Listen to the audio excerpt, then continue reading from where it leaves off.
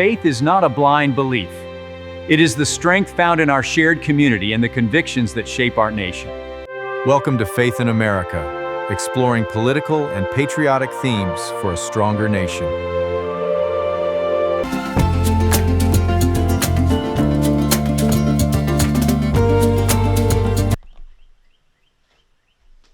From celebration to chaos, when victory turns into violence.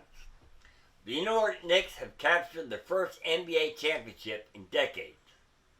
Millions of fans celebrated a historic achievement, and for many it was a night of joy, community, and civic pride. Yet in some areas, what began as celebration reportedly devolved into disorder. Property destruction, looting, assault, vandalism, and confrontations with law enforcement. Today we ask an important question. Why do some celebrations become riots? And what can we learn from this through a moral, legal, and biblical lens? Sports victories naturally generate excitement. Crowds gather. People cheer. Strangers embrace. Cities unite around a common cause. There's nothing wrong with celebration. In fact, Scripture recognizes that there is a time to weep and a time to laugh, a time to mourn and a time to dance. Ecclesiastes 3:4. Celebration becomes a problem when joy loses self-control. When people begin destroying property, stealing merchandise, attacking others, setting fires, or threatening public safety, the event is no longer a celebration.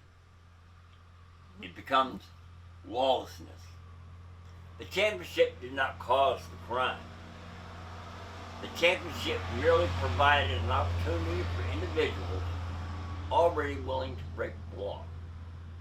Morally speaking, there is no justification for looting or violence because the sports team wins the championship. A store owner who spent years building a business did not deserve to have his windows smashed. Residents did not deserve to see their neighborhoods damaged. Workers did not deserve to lose income because businesses were forced to close. The moral principle is simple. One person's excitement does not erase another person's rights. True celebration respects fellow citizens. It does not victimize them. Civil society depends upon personal responsibility. When crowds abandon responsibility, innocent people suffer. From a legal standpoint, criminal acts remain criminal acts regardless of the circumstances. Looting is theft. Arson is arson. Assault is assault. Vandalism is vandalism. The excitement of a championship parade or street celebration does not create immunity from prosecution. The rule of law exists to protect both public safety and individual rights. Without law enforcement and accountability, cities quickly descend into disorder. Many of the freedoms Americans enjoy, including the freedom to celebrate, exist only because laws maintain public order. A society cannot function if criminal behavior is excused whenever emotions run high. Justice requires that those who commit crimes face appropriate consequences. The Bible repeatedly teaches the importance of self-control. One of the fruits of the Spirit listed in Galatians 5 is self-control. A Christian's worldview recognizes that human beings possess both noble and sinful tendencies. Large crowds can bring out the best in people. They can also bring out the worst. Scripture warns, he that hath no rule over his own spirit is like a city that is broken down and without walls. Proverbs 25:28. A crowd lacking self-control resembles that broken city. Order disappears. Destruction follows. The Bible also clearly condemns theft. Thou shalt not steal, one of the 10 Commandments. There's no biblical exception that says stealing is acceptable because a team won a championship. Likewise, violence against innocent people is condemned throughout Scripture. God values justice, peace, and respect for the property and the safety of others. One of the dangers revealed during riots is what psychologists call de-individuation, the tendency for people to act differently in a crowd than they would alone. The Bible addresses this problem long before modern psychology. Exodus 23:2 states, "Thou shalt not follow a multitude to do evil." In other words, the size of the crowd does not determine what is right.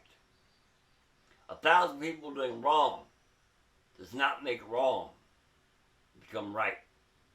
Many individuals who would never loot a store by themselves may join in when surrounded by a lawless crowd. Scripture warns against exactly that kind of thinking. Each person remains responsible for his own actions before God and before the law. A championship victory should unite a city. It should create memories families can cherish for generations. True celebration includes joy without violence, excitement without destruction, passion without lawlessness, community without victimization. Fans can honor their team far better through gratitude, sportsmanship, and civic pride than through riots and criminal behavior. The greatest victory should bring out the best in the city, not the worst.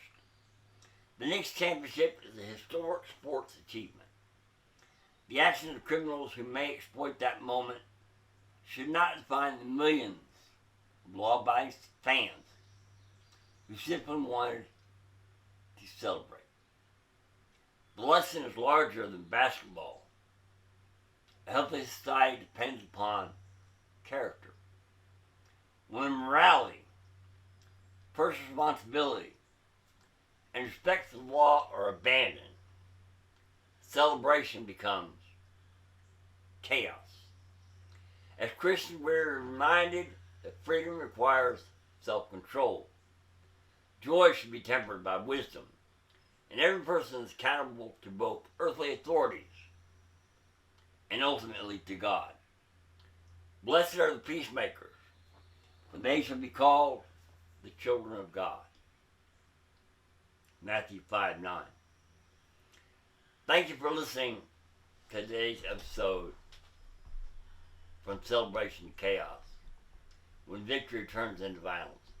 Be sure to subscribe, share, and join us next time as we examine the intersection of culture, morality, law, and faith. See you at the next podcast.